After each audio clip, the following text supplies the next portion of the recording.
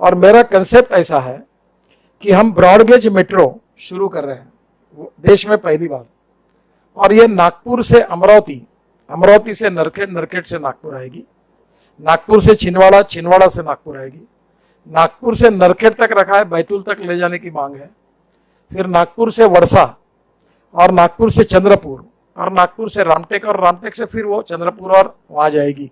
ये पूरा existing broad gauge है। और अभी ये नागपुर, उमरेड, वर्षा, ये मीटर का ब्रॉडगेज में कन्वर्शन का काम शुरू हो गया है। तो कंसेप्ट ये है कि इसमें ये ब्रॉडगेज मेट्रो चलेगी, इसको अनुमति मिल गई है। अब ये परसों मेरी मीटिंग हुई और मैं भी प्रोफाइल अब पूरी तैयार हुई, इसीलिए मैं रुका था। अब इसमें कंसेप्ट मेरा ऐसा है कि पहले तो रोलिंग स्टॉक में 4-5 मेट्रो ये खरीदी कर रहे हैं, नागपुर मेट्रो, उनको सैंक्शन हो गई। तो ये मेट्रो नागपुर से वर्धा, नरखेड़ और गोंदिया तक इधर चलेगी। इसकी स्पीड है 160 किलोमीटर प्रति घंटा। तो नागपुर से अमरावती 1 घंटा 10 मिनट 12 मिनट में होगी, और हर स्टेशन पर वो 1-1 मिनट रुकेगी और तुरंत स्पीड लेगी, ऐसी टेक्नोलॉजी है। इसमें एक कंपनी है कलकत्ता की, चौधरी करके, वो 3 बार मुझे मिलके गए। उन्होंने इटली में कंपनी खरीदी, आनंद महिंद्रा ने भी खरीदी की, डिजाइनिंग की, वैसे उन्होंने की है। और यूरोपियन स्टैंडर्ड्स में ब्रॉडगेज मेट्रो का डिजाइन वो करेंगे, और एग्जिस्टिंग जो वेंडर्स है उसको उपयोग करके मैंने उनको कहा है कि अभी आप वीआई में एक कार्यक्रम करो, और कार्यक्रम करने के समय ऐसे 30 उद्योजक तैयार करो, जिसको मैं एमएसएमई से लोन भी दूंगा, कि वो जैसे प्रसन्न ट्रैवल है, खुराना ट्रैवल है, ऐसे हमारी मेट्रो की भी स्पाइस जेट है या जेट, वैसी हमारे मेट्रो कंपनी की 2-2 मेट्रो एक जन खरीदी करेगा। एक मेट्रो की कीमत मैक्सिमम 8 डब्बे की होगी, एयर कंडीशन होगी, डबल डेकर होगी। एक डब्बा फ्रूट, वेजिटेबल और मिल्क के लिए होगा, एक में रेस्टोरेंट होगा, एयर होस्टेस जैसी लड़कियां होगी, पूरी एयर कंडीशन होगी चकाचक, और उसमें चाय कॉफी सर्व होगा।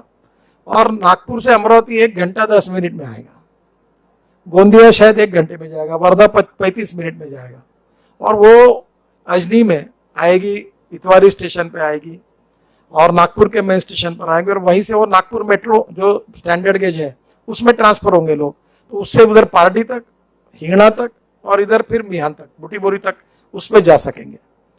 तो मैं ये चाहता हूं कि इसमें विदर्भ इंडस्ट्रीज एसोसिएशन आगे आकर ये जो 2-2 मेट्रो खरीदने वाले या 1-1 मेट्रो खरीदने वाले, खुराना ट्रैवल है, प्रसन्ना ट्रैवल है, ये जो है इन्हीं को बुलाओ, और नागपुर और विदर्भ के ऐसे 30-40 उद्योगपति तैयार करो कि जिनका ड्राइवर मेट्रो का होगा, और ड्राइविंग अंदर की अरेंजमेंट उनकी होगी, और रेलवे नागपुर मेट्रो को परमिशन देगी, सिग्नल सिस्टम और वही होगी। इसकी कैपिटल कॉस्ट मेट्रो की 350 करोड़ रुपए पर किलोमीटर है, और मैं जो मेट्रो की बात कर रहा हूँ, जिसका मेरा प्रोजेक्ट मैंने तैयार किया है, इसकी 5 करोड़ रुपए पर किलोमीटर है। तो इसमें कोई कैपिटल कॉस्ट नहीं है।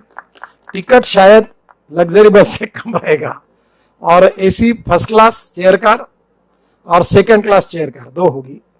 और ये मेट्रो का 30-25 मेट्रो का ऑर्डर हम नागपुर में ही, यहाँ वर्धा जिले में फैक्ट्री खोल के उसको दें, और वो 50 बनने से हमारे यहाँ एक इसका मैन्युफैक्चरिंग हब रोलिंग स्टॉक का बन जाएगा, और सस्ते में मिलेगा हमको, और इससे हमारी ट्रांसपोर्ट सर्विस में भी रिवोल्यूशनरी चेंज होगा, और पूरे देश में ये मॉडल जाएगा। मैंने उनको कहा कि मेरा एक सपना है, मैं आपको 10,000 हवाई जहाज के ऑर्डर मिला के देता हूं। तो उन्होंने मुझे कहा कि क्या है, तो उन्होंने बोला इसको फ्लोट लगा दो और इसको एमपीबीएस सी प्लेन में कन्वर्ट कर दो। और मैंने उस समय इसके पीछे पटकर जो नियम लगाए थे वो एमपीबीएस सी प्लेन, अब वल्लभ भाई पटेल जी के स्मारक को देखने के लिए वो लग के चालू हो गया। और स्पाइस जेट को, जिसको मैंने ये मदद की और इनको मोटिवेट किया था, अजय सिंह को, अभी 8 दिन पहले मेरे आकर मुझे बताया कि अब मैं 100 हवाई जहाज खरीदने वाला हूं, जो पानी पे भी उतरेंगे और एयर स्ट्रिप पे भी उतरेंगे। और ये मेरा ड्रीम है कि अब एयरपोर्ट पे जाने की आवश्यकता नहीं पड़ेगी।